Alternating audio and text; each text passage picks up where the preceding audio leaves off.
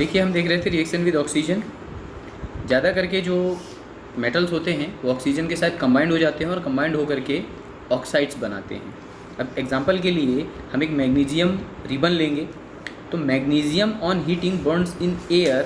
देखो, जब भी हम ये कहेंगे कि कोई चीज़ एयर में बर्न हो रही है तो हमारा मतलब होगा कि वो ऑक्सीजन से रिएक्ट कर रही है। कोई भी चीज़ तभी बर्न होती है जब वो ऑक्सीजन से रिएक्ट करती है। एनवायरनमेंट में एयर में प्रेजेंट ऑक्सीजन अगर ना हो, सारी ऑक्सीजन अगर हटा दी जाए तो नथिंग विल कैन बर्न, कोई भी चीज़ जल नहीं सकती है। इन द अब्सेंस ऑफ एक air fire can not take place, आग नहीं लगेगी।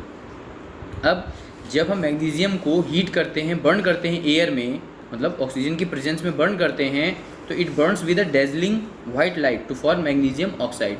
ये मैग्नीशियम ऑक्साइड देने के लिए डेजलिंग लाइट के साथ, डेजलिंग मतलब जैसे स्पार्क्स जैसे आते हैं इसमें से, और ये बर्न होता है। और जो इसकी ऐश बचती है, जो राख बचती है, दैट इज़ मैग्नीशियम ऑक्साइड। अब जो इसमें इन्वॉल्व रिएक्शन होती है वो होती है Mg+O2 और ये फॉर्म करता है MgO। मतलब Mg is magnesium and it reacts with oxygen, it forms magnesium oxide MgO। ठीक है। अब उसी तरीके से iron and copper reacts with oxygen slowly in the presence of moisture. आपने देखा होगा कि जो आयरन होता है ये ऑक्सीजन के साथ और मॉइस्चर के साथ धीरे धीरे रिएक्ट करता है, और आपने देखा होगा कि आयरन के ऊपर एक रेड ब्राउन कलर की एक लेयर बन जाती है, दैट इज़ कॉल्ड रस्ट। उसे हम रस्ट कहते हैं, जंग लग जाती है, हमने कहते हैं जंग लग गई। तो वो भी एक केमिकल रिएक्शन के कारण होती है कि जब आयरन रिएक्ट करता है ऑक्सीजन और मॉइस्चर से। उसी तरह से जो कॉपर होता है उसके ऊपर भी एक लेयर बन जाती है कॉपर ऑक्साइड की। The metallic oxide formed are basic in nature and turn red litmus blue. जितने भी मेटेलिक ऑक्साइड होते हैं ये बेसिक होते हैं, ये बात ध्यान रखिएगा। अगर मेटल्स ऑक्साइड बनाएंगे तो वो बेसिक होंगे, रिवर्स मतलब उल्टा कर दें, नॉन मेटल ऑक्साइड बनाएंगे तो वो एसिडिक होंगे। मेटल्स के द्वारा बनाए गए ऑक्साइड बेसिक होते हैं, और जो बेसिक होते हैं वो रेड लिटमस को ब्लू कर देते हैं। जो बेस होते हैं वो रेड लिटमस को ब्लू करते हैं। अब नॉन मेटल की बात करें अगर, तो non metal such as carbon, sulphur and phosphorus on heating burn in air to form their oxide. अब कुछ नॉन मेटल्स होते हैं जैसे कि सल्फर, कार्बन, सल्फर और फॉस्फोरस, ये जलने पर, ऑक्सीजन के जलने पर, मतलब ऑक्सीजन के साथ रिएक्शन करने पर ये भी ऑक्साइड बनाते हैं। जैसे कार्बन ऑक्सीजन से रिएक्ट करता है तो क्या बनाएगा, कार्बन डाइऑक्साइड। अब हमने पढ़ा हुआ है, जानते भी होंगे आप लोग ये, कि जब हम इनहेल करते हैं तो हम ऑक्सीजन इनहेल करते हैं, दैट इज़ O2, और जब हम एक्सहेल करते हैं, गैस बाहर छोड़ते हैं, तो हम CO2 रिलीज़ करते हैं। तो हमारी बॉडी में ऑक्सीजन, कार्बन प्रेजेंट होता है, ऑक्सीजन अंदर जाती है और एक रिएक्शन होती है, केमिकल रिएक्शन, जिसमें कार्बन ऑक्सीजन से कंबाइन होता है और कंबाइन होकर के कार्बन डाइऑक्साइड बना लेता है। उसी तरह सल्फर अगर ऑक्सीजन से रिएक्ट करेगा तो सल्फर ऑक्साइड बनाएगा। These oxides dissolve in water to form acids. ये ऑक्साइड्स जो होते हैं ये वाटर में डिजॉल्व होकर के एसिड्स बना देते हैं। Therefore these oxides are called acidic oxide. इसलिए इन ऑक्साइड्स को एसिडिक ऑक्साइड्स कहते हैं। अब आपने एसिड रेन सुना होगा कई बार, तो एक्चुअली एसिड रेन क्या होती है थोड़ा सा डिस्कस कर लेते हैं इस पर। एसिड रेन क्या होती है, जैसे हमारे नेचर में कार्बन डाइऑक्साइड और सल्फर डाइऑक्साइड गैसेस जो है ये पाई जाती हैं, ठीक है, और ये वाटर में सॉल्यूबल होती हैं, डिज़ोल्व हो जाती हैं, और डिज़ोल्व होने के बाद एसिड बनाती हैं। तो हमारे एनवायरनमेंट में बड़े लंबे समय से जब बारिश नहीं होती है तो क्या होता है, कार्बन डाइऑक्साइड और सल्फर डाइऑक्साइड, मतलब कि ज़्यादा करके तो सल्फर डाइऑक्साइड जो होती है वो एनवायरनमेंट में हो जाती है। वैसे CO2 की प्रेजेंस ज़्यादा है एनवायरनमेंट में, लेकिन सल्फर डाइऑक्साइड और ज़्यादा खतरनाक गैस होती है जो कि मतलब डिज़ोल्व होकर के एसिडिक प्रॉपर्टी देती है। तो अब जब लंबे समय से बारिश नहीं होती है तो एनवायरनमेंट में ये गैसेस जो है बहुत ज़्यादा अमाउंट में हो जाती हैं। अब जब बारिश होती है, जो फर्स्ट रेन होती है, आपने सुना होगा कि अपने बड़ों के मुँह से कि पहली बारिश में नहीं नहाना चाहिए। तो उसका कारण यही होता है कि जब पहली बार बारिश होती है तो ये जो गैसेस होती हैं, सल्फर डाइऑक्साइड और कार्बन डाइऑक्साइड गैस, तो जो सल्फर डाइऑक्साइड होती है ये वाटर में डिज़ोल्व हो जाती है, और डिज़ोल्व हो करके फिर ये बारिश के रूप में नीचे गिरती है।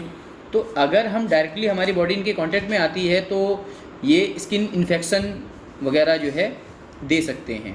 तो ये एक तरह की एसिडिक रेन कही जा सकती है। तो अब देखिए कार्बन डाइऑक्साइड जब वाटर के साथ रिएक्ट करता है तो ये कार्बनिक एसिड बनाता है H2CO3। कार्बन डाइऑक्साइड का फॉर्मूला होता है CO2 और वाटर का फॉर्मूला होता है H2O। तो कार्बन डाइऑक्साइड जब वाटर से रिएक्ट करती है तो ये बनाती है कार्बनिक एसिड। फिर सल्फर डाइऑक्साइड जब वाटर से रिएक्ट करती है तो ये सल्फ्यूरस एसिड बनाती है। ठीक है, तो ये था रिएक्शन विद ऑक्सीजन। अब हम देखेंगे रिएक्शन विद वाटर कि मेटल्स वाटर के साथ कैसे रिएक्ट करेंगे और क्या बनाएंगे, नॉन मेटल वाटर के साथ रिएक्ट करेंगे तो क्या बनाएंगे। देखिए most metal reacts with water to produce metal hydroxide and metal oxide and hydrogen gas. देखो ज़्यादा करके जो मेटल होते हैं, तो देखिए ज़्यादा करके जो मेटल होते हैं वो वाटर के साथ रिएक्ट करा करके मेटल हाइड्रोक्साइड देते हैं, मेटल या फिर मेटल ऑक्साइड देते हैं और हाइड्रोजन गैस देते हैं। Sodium reacts vigorously even with cold water to form sodium hydroxide along with hydrogen. Sodium जो है ये ठंडे पानी से रिएक्ट कर लेता है और रिएक्ट करके सोडियम हाइड्रोक्साइड देता है और साथ में हाइड्रोजन गैस भी निकलती है। A lot of heat is evolved in this reaction. और ये रिएक्शन जो है एक्सोथर्मिक है, इसमें बहुत ज़्यादा मात्रा में हीट रिलीज़ होती है। Due to this large amount of heat hydrogen catches fire. और इस लार्ज अमाउंट ऑफ हीट के कारण जो है हाइड्रोजन फायर कैच कर लेती है। Dry sodium place in air also react with moisture in the air. अगर हम सोडियम को निकाल करके बाहर भी रख देंगे तो ये एयर में प्रेजेंट मॉइस्चर से रिएक्ट करता रहेगा। The hydrogen gas formed catches fire. और जो हाइड्रोजन गैस बनेगी वो फायर कैच कर सकती है, फायर कैच कर लेती है। Therefore sodium is stored in kerosene. और यही कारण है कि सोडियम को केरोसिन में स्टोर किया जाता है। आपने बहुत बार सुना होगा कि लोग पानी से आग लगा देते हैं, तो पानी से आग इसी मेटल के द्वारा लगाई जा सकती है। सोडियम का पीस रख करके अगर हम उसके ऊपर पानी डाल देंगे तो आग जलने लगेगी। कैसे जलने लगेगी, उसके पीछे कारण है कि सोडियम जब वाटर से रिएक्ट करेगा तो रिएक्ट करने के बाद में वो सोडियम हाइड्रोक्साइड बनाएगा और हाइड्रोजन गैस अलग होगी। तो जो हाइड्रोजन गैस अलग होगी और बहुत ज़्यादा अमाउंट में हीट प्रेजेंट होती है तो वो हीट उस हाइड्रोजन को बर्न कर देती है और वो हाइड्रोजन गैस जलने लगती है। Metals like iron and copper react slowly with water. अब आयरन और कॉपर जो होते हैं ये वाटर से बहुत स्लोली रिएक्ट करते हैं। Non metals do not react with water. जो नॉन मेटल होते हैं वो वाटर के साथ कोई भी रिएक्शन नहीं करते हैं, जैसे आप उन्हें डाल देंगे वो वैसे के वैसे ही पड़े रहेंगे। अब आगे हम देखेंगे combined action of oxygen and water in metal. Combined action of oxygen and water on metal. एक ऑक्सीजन और वाटर का कंबाइंड एक्शन मेटल्स के ऊपर क्या होता है। तो देखिए iron react with oxygen and moisture present in air to form a brown flaky substance called rust. जो आयरन होता है ये ऑक्सीजन और मॉइस्चर से रिएक्ट करके एक ब्राउन फ्लैकी सब्सटेंस बनाता है जिसे कहते हैं rust. The layer of rust form falls off exposing the metal to further rusting. अब एक बार ये जो रस्ट की लेयर अगर बन जाती है और फिर हम मेटल को एक्सपोज कर दें, मतलब कि खुला छोड़ दें मॉइस्चर में, तो वो फर्दर रस्टिंग उसकी होती रहती है। As a result thing made of iron becomes weak with the passage of time. और यही कारण है कि लोहे से बनी हुई चीज़ें जो है वो समय के साथ साथ कमज़ोर होती जाती हैं। अब उससे एक रिएक्शन होती है वहाँ पर कि जब iron Fe is the symbol for iron, O2 is for oxygen and H2 is for water. जब ये आपस में मिल जाते हैं, मतलब आयरन को जब मॉइस्चर और वाटर दोनों चीज़ें मिल जाती हैं, मॉइस्चर और ऑक्सीजन दोनों चीज़ें मिल जाती हैं, तो ये Fe3O4 फेरिक ऑक्साइड बना लेता है। ठीक है, यही आपकी रस्ट होती है, जंग होती है। The process of slow eating away a metal due to attack of the atmospheric gases moisture on its surface is called corrosion. The process of slow eating away of a metal due to attack of atmospheric gases. देखिए atmospheric gases और moisture जो कि इसकी surface पे attack करते हैं और धीरे धीरे इसको ईटिंग करते हैं। ईटिंग मतलब खा जाते हैं। अब खा क्या जाते हैं, मतलब वो गला देते हैं, तो ये कहलाता है कोरोजन। ये प्रोसेस कहलाती है कोरोजन। मतलब कि when the metals are eaten up by the gradually by the action of air and moisture. जब एयर और मॉइस्चर के धीरे धीरे रिएक्शन से आपके जो मेटल्स हैं वो ईटन अप होते हैं, मतलब खा जाए जाते हैं या उनको गला दिया जाता है, तो यही जो प्रोसेस होती है ये कहलाती है corrosion. Copper objects get coated with a dull green substance called basic copper carbonate after long time. अब देखिए जो कॉपर के ऑब्जेक्ट होते हैं, कॉपर के ऑब्जेक्ट को अगर लंबे समय के लिए हम ओपन छोड़ देते हैं तो उसके ऊपर ग्रीन कलर की, डल ग्रीन कलर की एक लेयर जैसी बन जाती है, और वो होती है कॉपर कार्बोनेट की layer. The green substance is a mixture of copper hydroxide and copper carbonate. अब ये जो ग्रीन कलर है, ग्रीन कलर का जो सब्सटेंस होता है ये कॉपर हाइड्रोक्साइड और कॉपर कार्बोनेट का एक मिक्सचर होता है। It is formed due to the reaction of copper with moisture and copper dioxide present in the air. अब ये कैसे बनता है? तो ये बनता है कॉपर की एनवायरनमेंट में प्रेजेंट मॉइस्चर के साथ और कॉपर डाइऑक्साइड की प्रेजेंट के कारण जब आपस में ये रिएक्ट कर लेते हैं तो रिएक्ट करके ये एक लेयर जैसी बना लेते हैं। अब देखिए रिएक्शन क्या होती है। कॉपर रिएक्ट करता है वाटर के साथ, कार्बन डाइऑक्साइड के साथ और ऑक्सीजन के साथ, और ये CuOH का होल ट्वाइस, मतलब कॉपर हाइड्रोक्साइड और कॉपर कार्बोनेट की एक लेयर जैसी बना लेता है, दो चीज़ें बन जाती हैं। Silver objects are found blackened and without sheen after the passage of time. Without sheen after the passage of time. देखिए क्या होता है कि जो सिल्वर होती है, सिल्वर चांदी, आपने देखा होगा कि घर पे जो है ज्वेलरी वगैरह जो है चांदी की जब पहनी जाती है तो उसमें क्या होता है, वो धीरे धीरे काली हो जाती है। तो उसके पीछे क्या कारण है? This is because of the reaction of silver with hydrogen sulphide gas present in air. Air में हाइड्रोजन सल्फाइड गैस होती है जो कि सिल्वर से रिएक्ट कर लेती है और उसे ब्लैकन कर देती है, and not because of oxygen, carbon dioxide and moisture.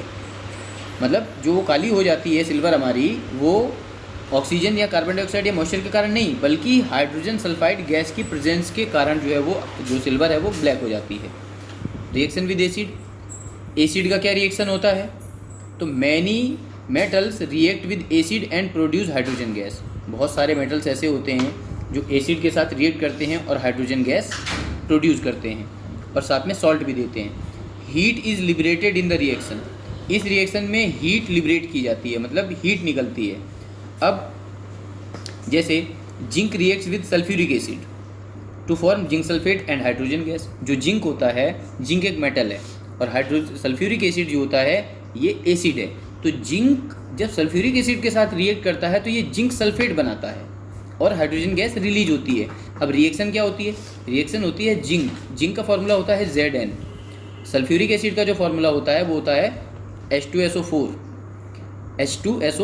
तो जिंक जब सल्फ्यूरिक एसिड के साथ रिएक्ट करता है तो ये बन जाता है Zn प्लस H2SO4 और एरो लगाते हैं, ये फॉर्म करता है ZnSO4 plus H2। ZnSO4 is zinc sulphate and H2 is hydrogen gas. उसी तरह से एल्युमिनियम रिएक्ट करती है हाइड्रोक्लोरिक एसिड के साथ और ये बनाती है एल्युमिनियम क्लोराइड और हाइड्रोजन गैस।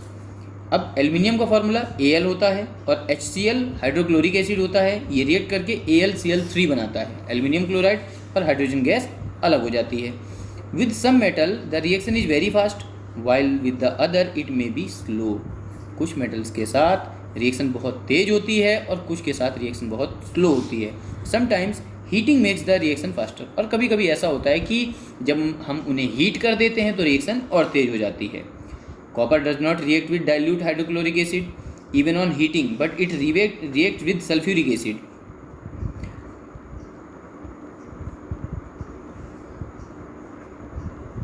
कॉपर जो है ये डाइल्यूट हाइड्रोक्लोरिक एसिड के साथ रिएक्ट नहीं करता है इवन ऑन हीटिंग करने पे भी, but it react with sulphuric acid. बेटा कॉपर सल्फ्यूरिक एसिड के साथ भी रिएक्ट नहीं करता है, कॉपर रिएक्ट करता है नाइट्रिक एसिड के साथ में। ठीक है, तो यहाँ पे सल्फ्यूरिक एसिड को काट के नाइट्रिक एसिड लिख लेंगे हम। कॉपर जो है, कॉपर को हम सल्फ्यूरिक एसिड में भी अगर डाल देंगे तो वो पड़ा रहेगा, उसकी कोई रिएक्शन नहीं होती है। ठीक है, non metals generally do not react with acids. जो नॉन मेटल्स होते हैं वो एसिड के साथ कोई भी रिएक्शन नहीं करते हैं। ठीक है, एक्टिविटी यहाँ पर 4 दे रखी है। The activity should be demonstrated by the teacher to show that the hydrogen is produced when zinc reacts with dilute sulphuric acid. इसे पढ़ करके देख लेंगे कि जब जिंक को सल्फ्यूरिक एसिड से रिएक्ट कराया जाता है तो हाइड्रोजन गैस इवॉल्व होती है। तो ये एक एक्टिविटी है, इसे आपको पढ़ के देखना है। अब हम आगे देखेंगे रिएक्शन विद बेसेस, कि जो मेटल्स हैं वो बेस के साथ रिएक्ट करके क्या बनाएंगे, कैसी रिएक्शन होगी। तो देखिए only a few metals such as aluminium, zinc and lead react with solution of strong bases. कुछ ही मेटल्स होते हैं जैसे कि एल्यूमिनियम, जिंक और लीड, ये स्ट्रॉन्ग बेसिस के साथ रिएक्ट करते हैं to produce a compound of metal, एक मेटलिक कंपाउंड बनाते हैं और साथ में हाइड्रोजन गैस लिबरेट करते हैं। लिबरेट मतलब हाइड्रोजन गैस निकलती है। The non metal react with base in different ways under different conditions. जो नॉन मेटल्स होते हैं वो डिफरेंट बेसिस के साथ डिफरेंट कंडीशंस में रिएक्ट करते हैं, नॉर्मली रिएक्ट नहीं करते। जैसे एसिड के साथ में मेटल्स बस आप डाल दीजिए और बहुत विगोरसली रिएक्ट करेंगे। नॉन मेटल के केस में ऐसा नहीं होता है। अब देखिए डिस्प्लेसमेंट रिएक्शन। तो डिस्प्लेसमेंट रिएक्शन का मतलब क्या होता है, इसमें क्या होगा कि जो हाईली रिएक्टिव होगा वो लो रिएक्टिव को डिस्प्लेस, उसको उसकी जगह से हटा देगा और खुद उसकी जगह ले लेगा। तो this is called displacement. In a displacement reaction a metal reacts with a salt solution and displaces to the metal present in it. अब देखिए डिस्प्लेसमेंट रिएक्शन में क्या होता है, एक मेटल एक सॉल्ट सॉल्यूशन के साथ रिएक्ट करता है और इसमें प्रेजेंट मेटल को डिस्प्लेस कर देता है। Displacement reaction are explained on the basis of activity series of metal. अब डिस्प्लेसमेंट रिएक्शन को हम एक्टिविटी सीरीज के बेसिस पे बता सकते हैं। हाँ, तो अब एक्टिविटी सीरीज होती क्या है, सबसे पहले तो माइंड में यही बात आएगी कि एक्टिविटी सीरीज होती क्या है। तो देखिए एक्टिविटी सीरीज एलिमेंट्स की एक ऐसी सीरीज़ है जिसमें मेटल्स को डिक्रीजिंग ऑर्डर में, मतलब उनकी रिएक्टिविटी के अकॉर्डिंग डिक्रीजिंग ऑर्डर में प्लेस किया गया है। मतलब जो सबसे ऊपर आएगा वो सबसे ज़्यादा रिएक्टिव है, जो उससे नीचे आएगा उससे कम रिएक्टिव है, जो उससे नीचे आएगा वो उससे कम रिएक्टिव है, जो सबसे नीचे आएगा वो सबसे कम रिएक्टिव है। तो अब होता क्या है, ज़्यादा रिएक्टिव मेटल जो होता है वो कम रिएक्टिव मेटल को हटा करके उसकी जगह खुद ले लेता है। ठीक है, तो अब देखिए the activity series of metal is a list of common metal arrange in the decreasing order of reactivity. जो एक्टिविटी सीरीज होती है ये कॉमन मेटल्स की एक लिस्ट होती है जो कि रिएक्टिविटी के अकॉर्डिंग डिक्रीजिंग ऑर्डर में अरेंज होती है। A more reactive metal can replace a less reactive metal. जो ज़्यादा रिएक्टिव मेटल होता है वो कम रिएक्टिव मेटल को डिस्प्लेस कर देता है। But a less reactive one can not replace the more reactive metal. लेकिन जो लेस रिएक्टिव मेटल होता है वो मोर रिएक्टिव मेटल को डिस्प्लेस नहीं कर सकता। A metal that is placed higher in the activity series is more reactive than those placed below it. जो सबसे ऊपर रखा गया है रिएक्टिविटी सीरीज में वो सबसे ज़्यादा रिएक्टिव है, ठीक है, और जो नीचे है फिर वो कम रिएक्टिव है। A metal will only react with a salt solution if it is placed higher in the activity series than the metal in the salt. अब देखो एक metal which only react with a salt solution if it is placed in higher activity series. देखो कोई भी metal salt solution के साथ तब react करेगा जब वो reactivity series में ऊपर रखा हुआ है। For example, iron which is placed in higher in activity series than copper reacts with copper sulphate solution. देखिए अब जब एक्टिविटी सीरीज आप देखेंगे, अगर आप यहाँ देख सकें तो देखिए यहाँ पर ये रिएक्टिविटी सीरीज दे रखी है। ये रिएक्टिविटी सीरीज आप यहाँ पर देख सकते हैं। इस रिएक्टिविटी सीरीज में पोटेशियम सबसे ऊपर है, सोडियम उससे नीचे, फिर कैल्शियम, फिर मैग्नीशियम, फिर एल्यूमिनियम, फिर जिंक, फिर आयरन, फिर टिन, फिर लेड, फिर हाइड्रोजन, फिर कॉपर। तो देखिए यहाँ आयरन है और इससे बहुत नीचे है कॉपर। मतलब ये हुआ कि इस केस में जो हमारा आयरन है ये कॉपर से बहुत ज़्यादा रिएक्टिव है। तो अगर हम कॉपर सल्फेट के साथ आयरन की रिएक्शन कराएंगे तो इट इज़ 100% श्योर कि जो आयरन है वो कॉपर को डिस्प्लेस कर देगा। क्यों कर देगा? क्योंकि वो कॉपर से बहुत ज़्यादा रिएक्टिव है। Copper does not react with but copper does not react with iron sulphate as it is less reactive than iron. हाँ, लेकिन अब इसका उल्टा नहीं होगा। कॉपर आयरन सल्फेट के साथ रिएक्ट नहीं करेगा, आयरन कॉपर सल्फेट के साथ जरूर रिएक्ट कर लेगा, लेकिन कॉपर आयरन सल्फेट के साथ कोई रिएक्शन नहीं करेगा। ठीक है, अब देखिए रिएक्शन दे रखी है, Fe मतलब आयरन और CuSO4 कॉपर सल्फेट रिएक्ट करके बना लेगा FeSO4 iron sulphate plus copper, ठीक है। यहाँ पे आपने बुक ली होगी तो अब आप यहाँ पर ये रिएक्शन देख सकते हैं। We are talking about this one. फिर नीचे देख सकते हैं Cu प्लस FeSO4 है, तो कॉपर आयरन सल्फेट के साथ रिएक्ट करेगा, तो उसके आगे लिखा हुआ है नो रिएक्शन, मतलब इनकी कोई रिएक्शन नहीं होती है। उसी तरीके से जिंक की रिएक्शन कॉपर सल्फेट के साथ कराई गई है, तो जिंक सल्फेट और कॉपर बन रहा है। फिर कॉपर की जिंक सल्फेट के साथ कोई रिएक्शन नहीं होती, क्योंकि copper is less reactive then zinc, ठीक है। बाकी इसके आगे रिएक्टिविटी सीरीज़ है। अब हम आगे डिस्कस करेंगे एक्टिविटी नंबर 5, आप पढ़ के देख लेंगे। फिर uses of metal and non metals, कि मेटल और नॉन मेटल का क्या यूज होता है वो देखेंगे हम। Metals are use in making utensils, water boiler, pipe, machines, automobiles, trains, aeroplane, industrial gadgets and satellites. Metal का यूज किया जाता है बर्तन बनाने में, वाटर बॉयलर बनाने में, पाइप्स बनाने में, machines, automobile, train, aeroplane, industrial gadgets, satellites वगैरह, ये सारी चीज़ें बनाने में इनका यूज होता है। और भी बहुत सारे यूज होते हैं, मास लेवल पर मेटल्स का यूज होता है। They are very widely use in the construction of building and bridges and the rails. अब देखो, बिल्डिंग बनाने में, ब्रिजेस बनाने में, रेल्स का मतलब रेलवे ट्रैक्स बनाने में उनका यूज होता है। Copper, aluminium and iron are use for making electric wires. Copper और एल्यूमिनियम का और आयरन का यूज किया जाता है वायर्स बनाने में। Silver, gold and platinum are use to make jewellery. चांदी, सोना और प्लेटिनम का यूज किया जाता है ज्वेलरी बनाने में। Mercury is use in thermometer.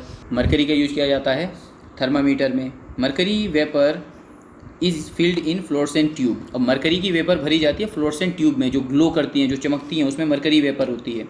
Zinc and nickel are use for coating iron to protect them from corrosion. अब जिंक और निकिल जो होता है, इनका यूज किया जाता है आयरन के ऑब्जेक्ट को कोटिंग करने में, जिससे कि उसे कोरोजन से बचाया जा सके। There is a long list of the uses of metal in daily life. Daily life में मेटल्स का बहुत यूज है। Non metals are also essential for our life, such as oxygen which all living being inhale during breathing. Non metals का भी हमारी life में बहुत use होता है। अब जैसे ऑक्सीजन है, एक नॉन मेटल है और हम बिना इसके जीवित नहीं रह सकते, सांस लेते हैं इसमें। Non metals are use in fertiliser to enhance the growth of plant. Non metals का यूज किया जाता है फर्टिलाइज़र बनाने में, जिससे कि ग्रोथ बढ़ती है। Ammonia and urea are made from nitrogen and hydrogen. Ammonia और यूरिया नाइट्रोजन और हाइड्रोजन का प्रयोग करके बनाए जाते हैं। Carbon and nitrogen is the part of all living being. Carbon और नाइट्रोजन जो होते हैं, ये सभी लिविंग बींग्स का पार्ट होते हैं, including food of animal and humans. फिर वो चाहे एनिमल का फूड हो, चाहे ह्यूमंस का फूड हो, ये सभी के पार्ट हैं। Coal and petroleum are used as a fuels and a base for plastic. Coal और पेट्रोलियम जो हैं, इन्हें फ्यूल के रूप में यूज किया जाता है, और या फिर प्लास्टिक के बेस के रूप में यूज किया जाता है, मतलब कि प्लास्टिक इन्हीं से बनाई जाती है। Sulphur is a part of many medicine. Sulphur जो होता है, ये बहुत सारी मेडिसिन का पार्ट है। बहुत सारी मेडिसिन में सल्फ़र यूज किया जाता है। Sulphur is also a part of acid use in batteries. जो बैटरीज़ होती हैं, बैटरीज़ के अंदर जो सल्फ़र होता है, वो एसिड बनाने में भी उसका यूज किया जाता है। There is also a long list of the uses of non metal in daily life. Daily life में नॉन मेटल्स का भी बहुत यूज होता है। जनरली अगर हम बात कर लें तो हमारी जो लकड़ी है, जो प्लास्टिक है, ये सब नॉन मेटल की कैटेगरी में आते हैं। अब सारा फर्नीचर लकड़ी का बना हुआ होता है, प्लास्टिक के बर्तन वगैरह हम यूज करते हैं। तो नॉन मेटल्स और मेटल्स दोनों का ही हमारी लाइफ के अंदर बहुत ज़्यादा जो है यूज होता है। हाँ, तो अब एक्टिविटी सीरीज़ होती क्या है? सबसे पहले तो माइंड में यही बात आएगी कि एक्टिविटी सीरीज़ होती क्या है। तो देखिए, एक्टिविटी सीरीज़ एलिमेंट्स की एक ऐसी सीरीज़ है जिसमें मेटल्स को डिक्रीजिंग ऑर्डर में, मतलब उनकी रिएक्टिविटी के अकॉर्डिंग डिक्रीजिंग ऑर्डर में प्लेस किया गया है। मतलब जो सबसे ऊपर आएगा वो सबसे ज़्यादा रिएक्टिव है, जो उससे नीचे आएगा उससे कम रिएक्टिव है, जो उससे नीचे आएगा वो उससे कम रिएक्टिव है, जो सबसे नीचे आएगा वो सबसे कम रिएक्टिव है। तो अब होता क्या है, ज़्यादा रिएक्टिव मेटल जो होता है वो कम रिएक्टिव मेटल को हटा करके उसकी जगह खुद ले लेता है। ठीक है, तो अब देखिए, the activity series of metal is a list of common metal arrange in the decreasing order of reactivity. जो एक्टिविटी सीरीज होती है, ये कॉमन मेटल्स की एक लिस्ट होती है जो कि रिएक्टिविटी के अकॉर्डिंग डिक्रीजिंग ऑर्डर में अरेंज होती है। A more reactive metal can replace a less reactive metal. जो ज़्यादा रिएक्टिव मेटल होता है वो कम रिएक्टिव मेटल को डिस्प्लेस कर देता है। But a less reactive one can not replace the more reactive metal, लेकिन जो लेस रिएक्टिव मेटल होता है वो मोर रिएक्टिव मेटल को डिस्प्लेस नहीं कर सकता। A metal that is placed higher in the activity series is more reactive than those placed below it। जो सबसे ऊपर रखा गया है रिएक्टिविटी सीरीज में वो सबसे ज़्यादा रिएक्टिव है, ठीक है, और जो नीचे है फिर वो कम रिएक्टिव है। A metal will only react with a salt solution if it is placed higher in the activity series than the metal in the salt। अब देखो, एक metal which only react with the salt solution if it is placed in higher activity series, देखो कोई भी metal salt solution के साथ तब react करेगा जब वो रिएक्टिविटी सीरीज में ऊपर रखा हुआ है। For example, iron which is placed in higher in activity series then copper reacts with copper sulphate solution. देखिए, अब जब एक्टिविटी सीरीज आप देखेंगे, अगर आप यहाँ देख सकें तो देखिए यहाँ पर ये रिएक्टिविटी सीरीज दे रखी है, ये रिएक्टिविटी सीरीज आप यहाँ पर देख सकते हैं। इस रिएक्टिविटी सीरीज में पोटेशियम सबसे ऊपर है, सोडियम उससे नीचे, फिर कैल्शियम, फिर मैग्नीशियम, फिर एल्युमिनियम, फिर जिंक, फिर आयरन, फिर टिन, फिर लेड, फिर हाइड्रोजन, फिर कॉपर। तो देखिए यहाँ आयरन है और इससे बहुत नीचे है कॉपर। मतलब ये हुआ कि इस केस में जो हमारा आयरन है ये कॉपर से बहुत ज़्यादा रिएक्टिव है।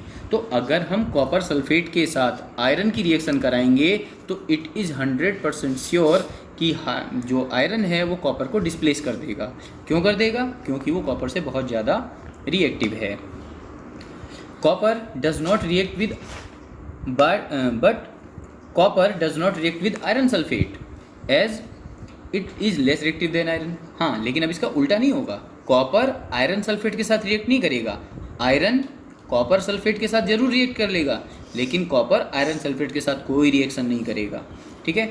अब देखिए रिएक्शन दे रखी है, Fe मतलब आयरन और CuSO4 कॉपर सल्फेट रिएक्ट करके बना लेगा FeSO4 iron sulphate plus copper, ठीक है। यहाँ पे आपने बुक ली होगी तो अब आप यहाँ पर ये रिएक्शन देख सकते हैं। We are talking about this one. फिर नीचे देख सकते हैं Cu प्लस FeSO4 है, तो कॉपर आयरन सल्फेट के साथ रिएक्ट करेगा, तो उसके आगे लिखा हुआ है नो रिएक्शन, मतलब इनकी कोई रिएक्शन नहीं होती है। उसी तरीके से जिंक की रिएक्शन कॉपर सल्फेट के साथ कराई गई है, तो जिंक सल्फेट और कॉपर बन रहा है। फिर कॉपर की जिंक सल्फेट के साथ कोई रिएक्शन नहीं होती क्योंकि copper is less reactive then zinc, ठीक है। बाकी इसके आगे रिएक्टिविटी सीरीज़ है। अब हम आगे डिस्कस करेंगे एक्टिविटी नंबर 5, आप पढ़ के देख लेंगे। फिर uses of metal and non metals, कि मेटल और नॉन मेटल का क्या यूज होता है वो देखेंगे हम। Metals are use in making utensils, water boiler, pipe, machines, automobiles, trains, aeroplane, industrial gadgets and satellites. Metal का यूज किया जाता है बर्तन बनाने में, वाटर बॉयलर बनाने में, पाइप्स बनाने में, machines, automobile, train, aeroplane, industrial gadgets, satellites वगैरह, ये सारी चीज़ें बनाने में इनका यूज होता है। और भी बहुत सारे यूज होते हैं, मास लेवल पर मेटल्स का यूज होता है। They are very widely use in the construction of building and bridges and the rails. अब देखो, बिल्डिंग बनाने में, ब्रिजेस बनाने में, रेल्स का मतलब रेलवे ट्रैक्स बनाने में उनका यूज होता है। Copper, aluminium and iron are use for making electric wires. Copper और एल्युमिनियम का और आयरन का यूज किया जाता है वायर्स बनाने में। Silver, gold and platinum are use to make jewellery. चांदी, सोना और प्लेटिनम का यूज किया जाता है ज्वेलरी बनाने में। Mercury is use in thermometer. Mercury का यूज किया जाता है थर्मामीटर में। Mercury vapour is filled in fluorescent tube. अब मरकरी की वेपर भरी जाती है फ्लोरेसेंट ट्यूब में, जो ग्लो करती हैं, जो चमकती हैं, उसमें मरकरी वेपर होती है। Zinc and nickel are used for coating iron to protect them from corrosion. अब जिंक और निकल जो होता है, इनका यूज किया जाता है आयरन के ऑब्जेक्ट को कोटिंग करने में, जिससे कि उसे कोरोजन से बचाया जा सके। There is a long list of the uses of metal in daily life. Daily life में मेटल्स का बहुत यूज है। Non metals are also essential for our life, such as oxygen which all living being inhale during breathing. Non metals का भी हमारी life में बहुत use होता है। अब जैसे ऑक्सीजन है, एक नॉन मेटल है और हम बिना इसके जीवित नहीं रह सकते, सांस लेते हैं इसमें। Non metals are use in fertiliser to enhance the growth of plant. Non metals का यूज किया जाता है फर्टिलाइज़र बनाने में, जिससे कि ग्रोथ बढ़ती है। Ammonia and urea are made from nitrogen and hydrogen. Ammonia और यूरिया नाइट्रोजन और हाइड्रोजन का प्रयोग करके बनाए जाते हैं। Carbon and nitrogen is the part of all living being. Carbon और नाइट्रोजन जो होते हैं ये सभी लिविंग बींग्स का पार्ट होते हैं, including food of animal and humans. फिर वो चाहे एनिमल का फूड हो चाहे ह्यूमंस का फूड हो, ये सभी के पार्ट हैं। Coal and petroleum are used as a fuels and a basic base for plastic. Coal और पेट्रोलियम जो हैं इन्हें फ्यूल के रूप में यूज किया जाता है और या फिर प्लास्टिक के बेस के रूप में यूज किया जाता है, मतलब कि प्लास्टिक इन्हीं से बनाई जाती है। Sulphur is a part of many medicines. Sulphur जो होता है ये बहुत सारी मेडिसिन्स का पार्ट है, बहुत सारी मेडिसिन्स में सल्फ़र यूज किया जाता है। Sulphur is also a part of acid use in batteries. जो बैटरीज़ होती हैं, बैटरीज़ के अंदर जो सल्फ़र होता है वो एसिड बनाने में भी उसका यूज़ किया जाता है। There is also a long list of the uses of non metal in daily life. Daily life में नॉन मेटल्स का भी बहुत यूज होता है। जनरली अगर हम बात कर लें तो हमारी जो लकड़ी है, जो प्लास्टिक है, ये सब नॉन मेटल की कैटेगरी में आते हैं। अब सारा फर्नीचर लकड़ी का बना हुआ होता है, प्लास्टिक के बर्तन वगैरह हम यूज करते हैं। तो नॉन मेटल्स और मेटल्स दोनों का ही हमारी लाइफ के अंदर बहुत ज़्यादा जो है यूज होता है।